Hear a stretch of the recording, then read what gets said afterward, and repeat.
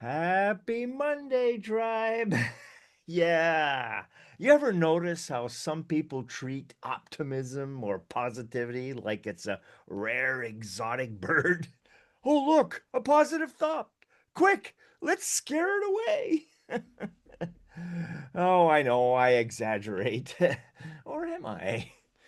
We've all been there in those situations, the lack of leads, panic, the I'm just so swamped sighs, the melodramatic, oh, this is terrifying. And typically they're over sometimes or things that are almost temporary or maybe even just inconvenient, right? But certainly with a solution minded mindset, very figure outable nonetheless and overcomable. Yes. Do you resonate? Have you seen that? Have you been that? Or even how about that classic, oh, that won't work? Or maybe a little softer, I don't think that can work. Often uttered before any possible solutions are even considered. Ay, ay, ay. You ever hear those? You ever say those?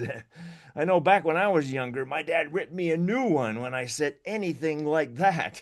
It did not take long for me to make it a very rare occasion thereafter. He was Mr. Positive after all.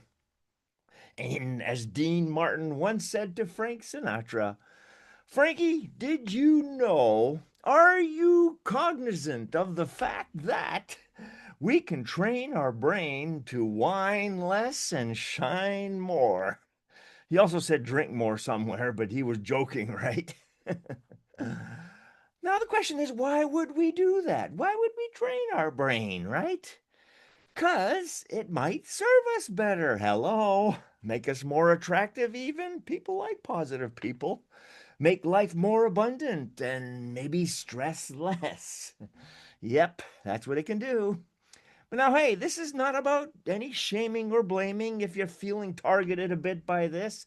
Heck, I have been done there and done that myself, especially in man cold season mode, right? We get tired, we get weak, and we get more human than ever. And that today's world is sometimes a little more on the negative side.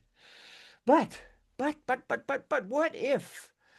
What if, yes, that infamous question that my dad asked so often, what if we could catch ourselves before the drama llama starts galloping, right? I once read that our brains are like Google. It'll find whatever you search for. Type in everything's terrible, and voila, you will get 2.5 million results in under a second. But search for what's working, and boom, suddenly life looks a whole lot brighter. It was on Google, right? It must be true.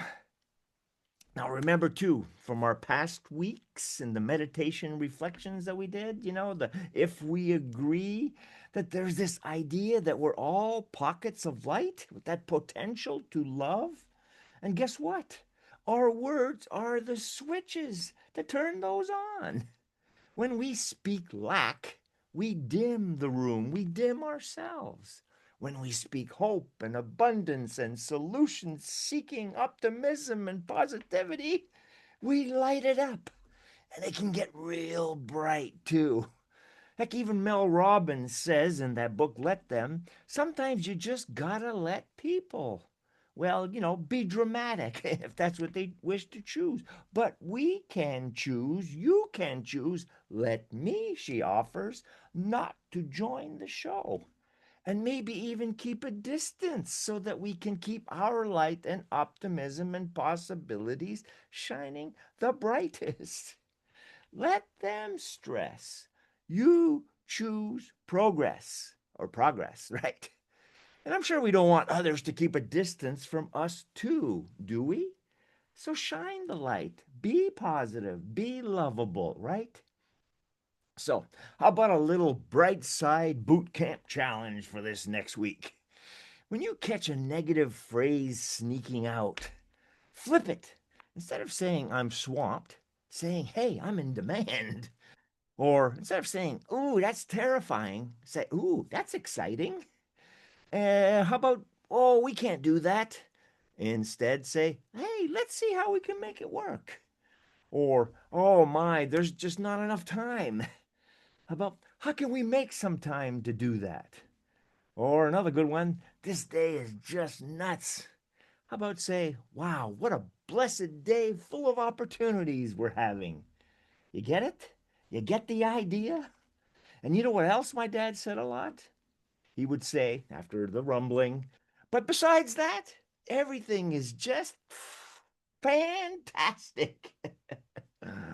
Yes, when we train our tongue, we retrain our brain. Because you know what else? Listen up here. You know what else happens? Being positive or optimistic is not naivete. It's not naive, it's strategy. My dad always said it was a strategy for emotion and mission for progress, or progress from Canada, we say. And you do it with a smile because the world will smile back.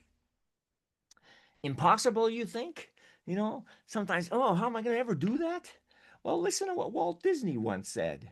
He said, you know what? It's kind of fun to do the impossible. We just need to use more imagination to find the way, to figure it out. So let's be Imagineers this week. Let's laugh a little louder and lighten that negative language. Count, like Mel says, 5, 4, 3, 2, 1. Find that gap and keep pulling the rope towards possibilities, not impossibilities, right? Which, by the way, is generally born of some fears or lacks or, dare I say, laziness as we look for an easier way to get things done or to have things. But here's the fact, Jack. When we shine, we shift, and we can literally light up a room.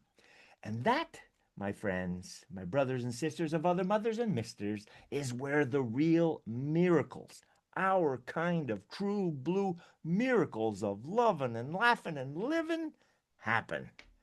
So let's be that light. Let's shine ever brighter, like the northern lights that we saw this past week.